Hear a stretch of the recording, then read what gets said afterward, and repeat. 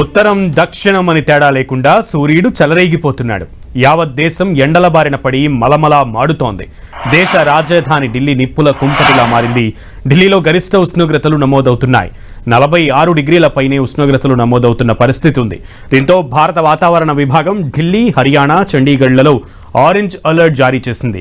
ఉత్తరప్రదేశ్, మధ్యప్రదేశ్, విదర్భ ప్రాంతాల్లో తీవ్రమైన వడగాల్పులు వేసే అవకాశం ఉందంటూ హెచ్చరికలు జారీ చేసింది వాతావరణ శాఖ. అత్యవసరమైతే తప్ప ప్రజలెవరూ బయటకు రావద్దని, మధ్యాహ్న సమయంలో పలు జాగ్రత్తలు తీసుకోవాలంటూ అధికారులు హెచ్చరికలు జారీ చేశారు. పిల్లలు, వృద్ధుల పట్ల పలు జాగ్రత్తలు తీసుకోవాలని నిపుణులు సూచిస్తున్నారు. రైట్, ఇక ఉత్తర భారతం అంతా కూడా భానుడి తాపానికి విలవిలలాడుతున్నటువంటి పరిస్థితి ఉంది. పూర్తి సమాచారం మా ప్రతినిధి గోపిని అడిగి తెలుసుకుందాం. గోపి,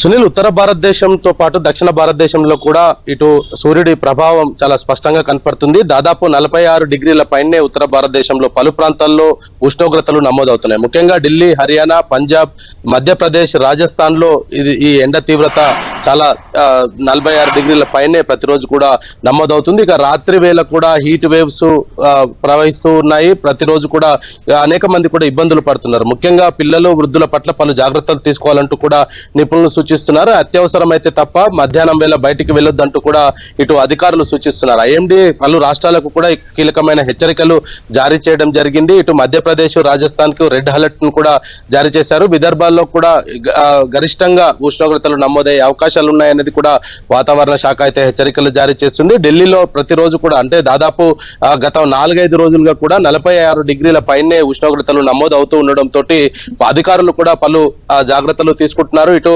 బస్ స్టాండ్లకు కావచ్చు, ఇతర సుదూర ప్రాంతాలకు వెళ్లే వారికి బస్ షెల్టర్స్ లో కూడా కొంత కూలర్లను ఏర్పాటు చేసి వేసవి నుంచి కొంత ఉపశమనం పొందే విధంగా వారికి కొన్ని సౌకర్యాలు కల్పిస్తూ ఉన్నారు. మరి ఆఫీసులకు సంబంధించి కూడా ఇప్పటికే ఒకవైపు ఇటు వర్క్ ఫ్రం హోమ్స్ ను కూడా ఇవ్వడం జరిగింది. ఎక్కువ శాతం కూడా ఎవరు కూడా మధ్యాహ్నం వేళ బయట ఉండకుండా ఉండేందుకు అన్ని రకాల జాగ్రత్తలు తీసుకోవాలంటూ కూడా అధికారులు సూచిస్తున్నారు. తప్పని పరిస్థితిలో బయటికి వెళ్లాల్సి ఉంటే కొన్ని కీలకమైన జాగ్రత్తలు పాటిస్తూ ఎండ నుంచి ఉపశమనం పొందాలంటూ కూడా అధికారులు సూచిస్తూ ఉన్నారు. మరికొన్ని 2-3 రోజులు కూడా ఇదే రకమైన వాతావరణము నమోదయ్యే అవకాశాలు ఉన్నాయనేది కూడా వాతావరణ శాఖ అయితే హెచ్చరికలు జారీ చేయడం జరిగింది. ముఖ్యంగా ఉత్తర భారతదేశానికి సంబంధించి ఢిల్లీ, పంజాబ్, హర్యానా, రాజస్థాన్ లో, మధ్యప్రదేశ్, విదర్భ వీటి ప్రాంతాల్లో కూడా సాధారణ ఉష్ణోగ్రత కంటే అత్యధిక ఉష్ణోగ్రత నమోదయ్యే అవకాశాలు ఉన్నాయనేది కూడా ఐఎండీ హెచ్చరికలు జారీ చేసింది. పలు రాష్ట్రాల్లో ఎల్లో, అదేవిధంగా ఆరెంజ్ తో పాటు రెడ్ అలర్ట్ ను కూడా ప్రకటించడం జరిగింది. ప్రజలంతా కూడా కొంత అప్రమత్తంగా ఉండాలి. ఒకవైపు వేసవి సెలవులు కావడంతో విద్యార్థులు పెద్దగా ఇబ్బందులు లేకపోయినా పనిపైన బయటికి వెళ్లే వారు కావచ్చు, లేదా ఇటు పర్యాటక ప్రాంతాలు ఎక్కువగా సెలవులు. గోపి, అయితే నిట్ట మధ్యాహ్నం పూట బయటకు రావద్దని అటు అధికారులు చెప్తున్న పరిస్థితి మనం చూస్తూనే ఉన్నాం. అయితే నిట్ట మధ్యాహ్నం దేశ రాజధాని రోడ్ల మీద ఉన్నటువంటి పరిస్థితి ఎలా ఉంది, నెలకొన్నటువంటి పరిస్థితి ఎట్లా ఉంది, ప్రజలు అంటే ట్రాఫిక్ రద్దీ ఏ విధంగా ఉంటుంది? అయితే ప్రస్తుతం పని వేళల్లో మాత్రం ఢిల్లీ ట్రాఫిక్ రద్దీ బాగానే ఉంటుంది.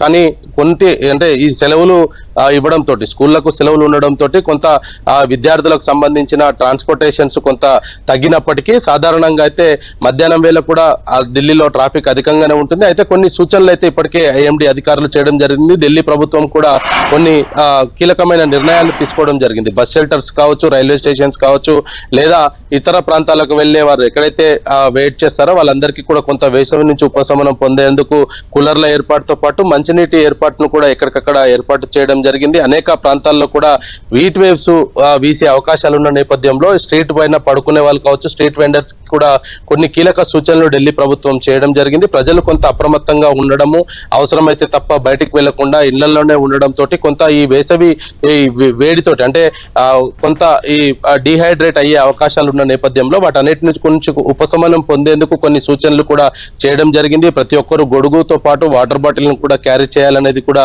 కొంత సూచిస్తూ ఉన్నారు. దీంతో కొంత ఉపశమనం మాత్రం లభిస్తుంది, కానీ పూర్తి స్థాయిలో వాటికి ఆరోగ్య రీత్యా కానీ ఇతర అంశాలపైన కూడా పలు జాగ్రత్తలు తీసుకోవాలనేది కూడా నిపుణులు కూడా సూచిస్తూ ఉన్నారు. మరి 2-3 రోజులు కూడా 47 డిగ్రీల వరకే ఉష్ణోగ్రత నమోదయ్యే అవకాశాలు ఉన్నాయనేది కూడా వాతావరణ శాఖ హెచ్చరికలు జారీ చేసింది. ఒకవైపు వేడితో పాటు ఉక్కపోత కూడా విపరీతంగా ఉన్న నేపథ్యంలో ప్రజలంతా కూడా కొంత ఇబ్బందులు పడుతున్న పరిస్థితి ఉంది. దీంతో ఇటు పవర్ కట్స్ లేకుండా ఉండేందుకు అన్ని రకాల చర్యలు తీసుకోవాలనేది కూడా ప్రభుత్వం కొంత అధికారులకు ఆదేశాలు కూడా జారీ చేయడం జరిగింది. మరి 2-3 రోజులు కూడా దేశవ్యాప్తంగా ఇదే విధమైన ఉష్ణోగ్రతలు నమోదు అవుతాయనేది కూడా భారత వాతావరణ శాఖ అయితే హెచ్చరికలు జారీ చేసింది. సునీల్. ఓకే గోపి.